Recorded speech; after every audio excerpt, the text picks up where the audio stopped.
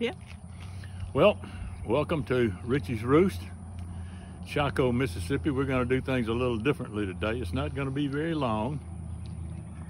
I'm having my very expensive assistant handle the camera, and so there will be some conversation, I'm sure, between me and her. But I've got some things I want to show you today. You're looking behind me at one of my favorite places on the Ritchie's Roost.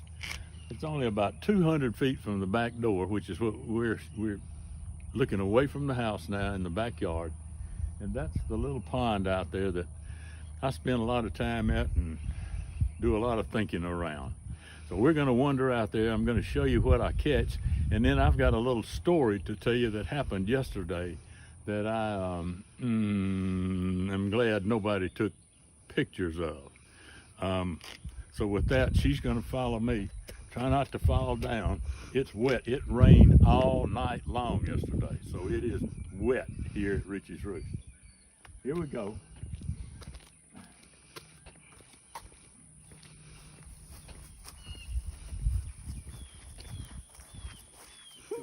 Let's go this way.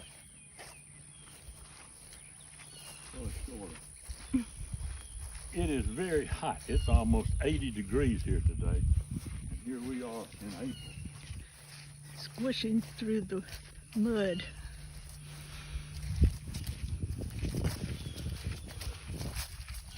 It has been very, very windy. Very windy. Look, take a picture here. You see all the limbs down in my yard. I've got to get these things cleaned up before I crank my lawnmower up. So we've only got 11 acres to take care of here, which is a step down from what we had about a year and a half ago. But we've still got a lot of limbs to pick up, and then we'll cut grass.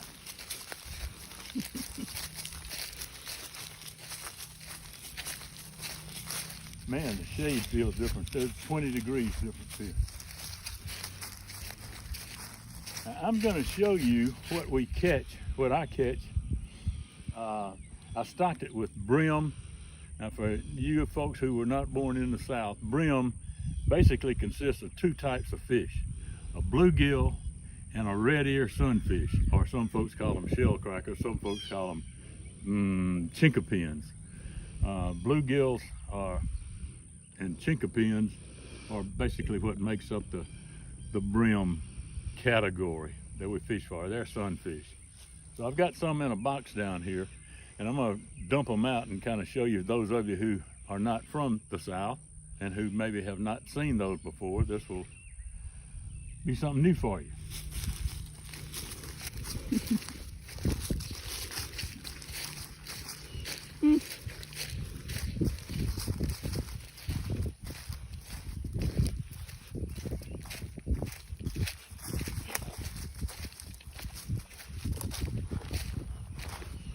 We're going to come back here, and I'm going to show you something else later on. After we get through with this story, I tell you, I'm going to come back and show you something that I enjoy doing every afternoon.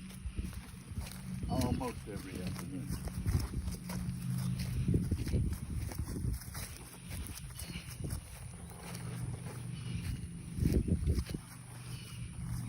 Put this down so you'll get a better idea of how they look.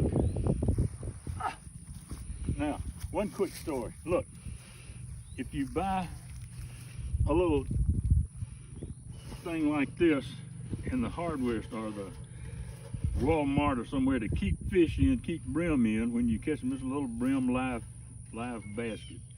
You put them in there and they stay in there supposedly. Well, they don't last very long. You see this one's rusty, and I got tired of buying them.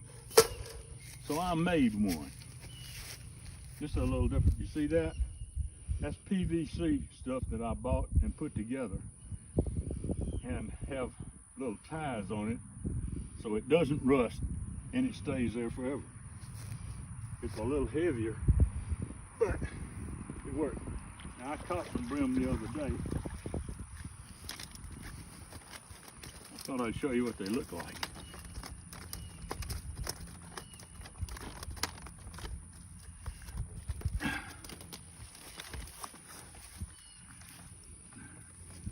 Pull this down a little bit so you can see.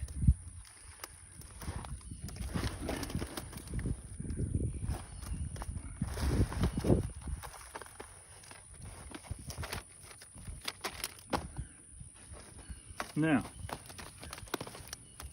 this is a male bluegill. See how dark he is? This is a female bluegill. She doesn't have the same coloration he does. You notice that? And this is a red ear sunfish. See the marking here? You get a picture of that, honey? And these are just smaller brim. But that's what I just took those to kind of show you some sizes. This is kind of what, after the male brim and female bluegill, they're going to start bedding, spawning pretty soon. These will start about a month earlier than these. And when they are spawning, they bite like crazy. You can load up with them. So I'm going to put those back in so they will make some more little babies this spring. And then we will wander over and I'll show you kind of what happened yesterday. Then we'll have some other pictures. Anyway, those are the brim, and it's spelled B-R-E-A-M, by the way, not B-R-I-M. B-R-E-A-M. It says that's the kind of fish that's known as brim in the South. Okay. Go back. They will be glad to get back in the water.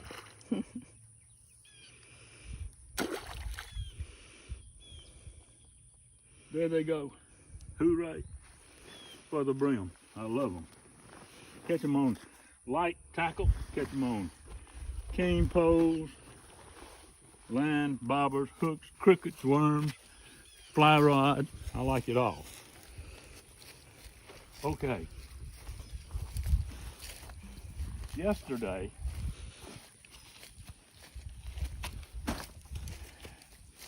I already had these brim. I wanted to catch some bass. Two ways I catch bass. Let's go across. I've got a little footbridge here that we've got to be very careful walking across, ma'am. All right, here we go.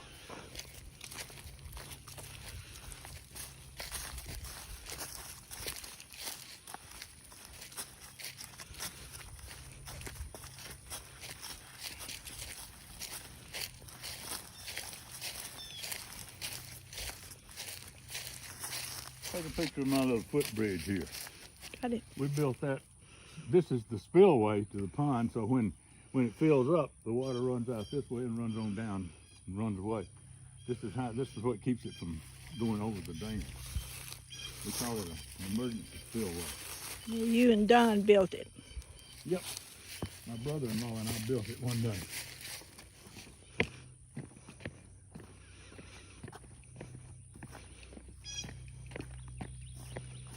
Watch it now.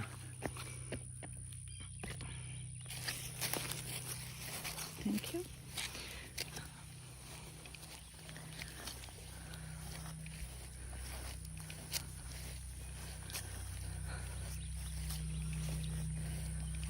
Okay. Yesterday, as I told you, I had caught some little 2 and 3 inch bluegills and was using them for live bait, which is one of the best ways in the world to catch bass. They love a little bluegill. That's the reason why you stock bass and brim together, is brim are the forage fish for bass. So I had a little 3 inch brim on here, and I flipped it out. Well, it wasn't very far. I flipped it out about that far and just lay it down, which was not very smart. Then I took this one with a fluke. That's a fluke. See this? And it got a little swivel here to keep the line from twisting. And I was standing here watching that and casting this, thinking I might catch a bass that way. Nothing wrong with going at them 2 ways. I don't want to catch one right now. But I was fishing with this one, paying more attention to it than I should have been, and I heard this bloop, looked down, the cart was gone. This rod was starting to slide off in the water. Something was dragging it. Well, I was back over a considerably further distance away. I started running back over here to try to catch my rod before it got off in the water. Tripped and fell right here. And fell this way. I had to kind of try to go this way to make sure, no, leave it alone. To make sure that I didn't fall in the water. That was a... Hold on. My assistant is having telephone troubles with her own telephone. Sorry. Okay. So I caught hold of this thing before it went into the water. And while I was on the ground groveling around trying to get my balance, I heard this starting. I couldn't tell where that was coming from until I finally figured out it was my watch saying, "You have fallen evidently. Do you need help?" And I had both hands full and couldn't get to it, so I'm saying, let me do something so an ambulance doesn't start on the way. So I finally found the thing that said cancel that, and hopefully they hadn't already started. And I started reeling. And the line started stripping, which is kind of unusual here.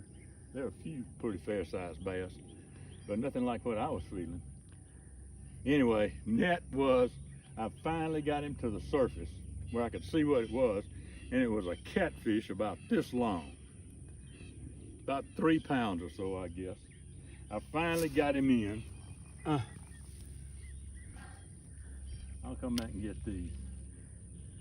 But that was my little sojourn yesterday as far as bass fishing was concerned. I did not catch any bass. I did catch that catfish though, and I'll show you what he looked like in a few minutes. So we will wander back over to the area where I keep some other stuff, and I'll show you one other quick thing, and then we'll wrap it up with a separate video.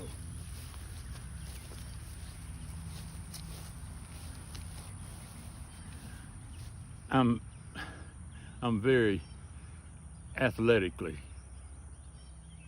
what's the word, when you're so clumsy you can't, I couldn't even get my feet under me. I had one leg on me. I'm 86 years old, and when you get one leg under you, that's a real problem. You folks that are 86 years old understand that. You have some way to get the leg out from under you that you used not to think about. Now you've got a plan for it. But I had a leg under me, and I had an ambulance, hopefully not on the way, and a fish on the other end that I couldn't handle. It was a goat roping, I'm telling you.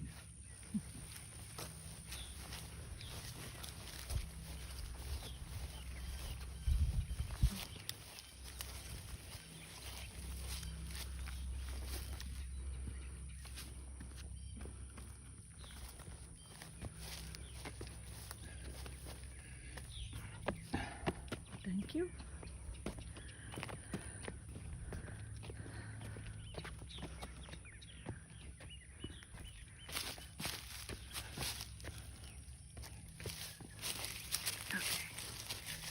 Now I'll show you a couple of things.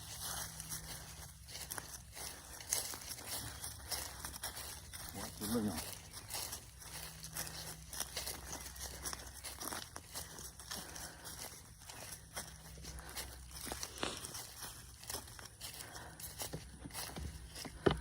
Every afternoon, I come out here, but not every afternoon do I do this. I've got some floating catfish food that I picked up. I'll show you what I do with that later. But I have a little cast net. It's only a 5-foot cast net that I used to throw out there and catch my small brum that I use for bait. Throwing these things looks easy. Took me a long time to learn how to do it. Most folks who know how to really throw it can attest to the fact that you don't do it the first time right. Anyway, that's those things. And what we'll do is later this afternoon, I'm gonna give you a chance to get close to dark, and I want to come out and show you what I do with the brim at about 6 or 7 o'clock in the evening, most every evening. So with that, hit the little square button and we're through. Taking a video, don't cuss.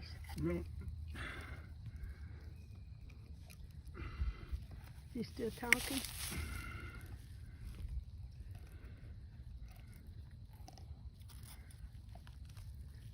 Hey, how are y'all?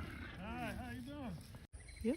Okay, we're gonna go through a little exercise that I do in the afternoon now that I really love to watch. I hope it works out okay. Sometimes it doesn't, but most of the times it does. Come on with me. Okay. Just ignore the shadows.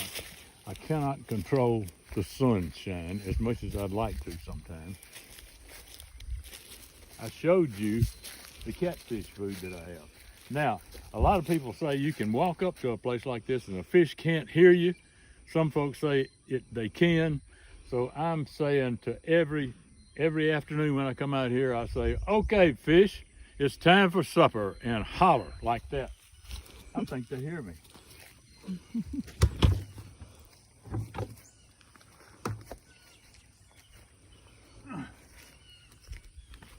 Now,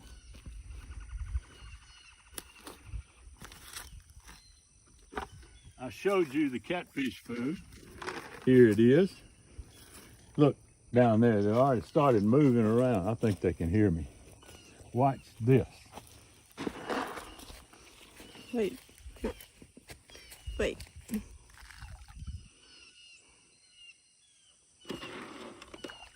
There they start.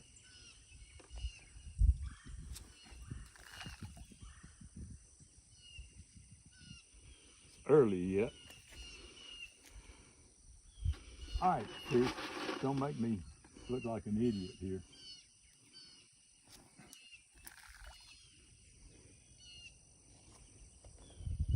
Where are you? We may have to come back later. It's all over in that area, to the right. Hmm? Go to the right. Well, they're not out there yet. The problem they hadn't come in yet. They're starting up there. Now they're starting to feed. They're coming back in. See out there?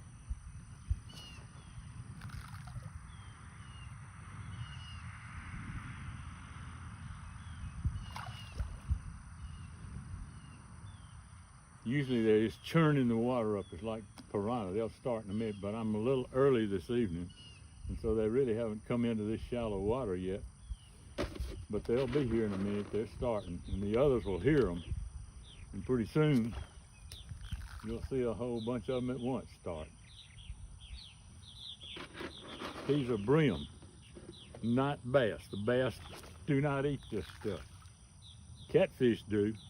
And I've got a big old carp in there that swims around, and he eats this catfish food too. And turtles are bad about coming in and eating it.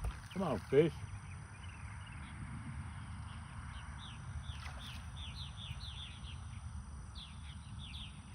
Well, they're not churning like they are. It's too early. Usually they like late in the afternoon. But there's a few you can see. They'll come up and eat it, and those are big brim, red ear and bluegill.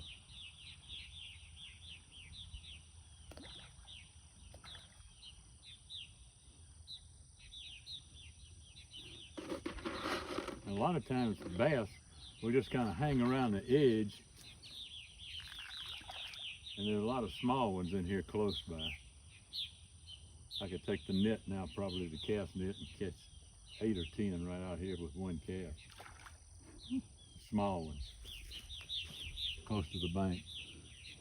Or if I wanted to throw it a little further, I might get some of the big ones. There's an old turtle right there.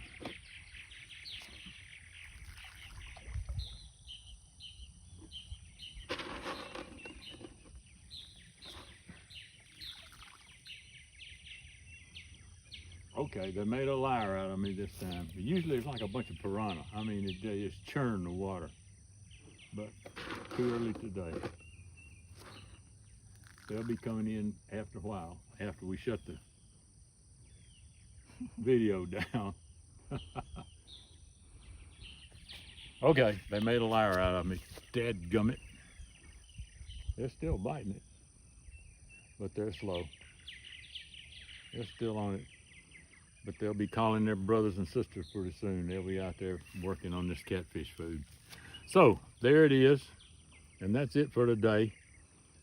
So you have seen the brim that I catch, and the catfish that I catch, and a confession about how gymnastic I am when I get a leg hooked under me. So, hope you enjoyed it. I did. I'm Jim Ritchie. I'll see you again next time.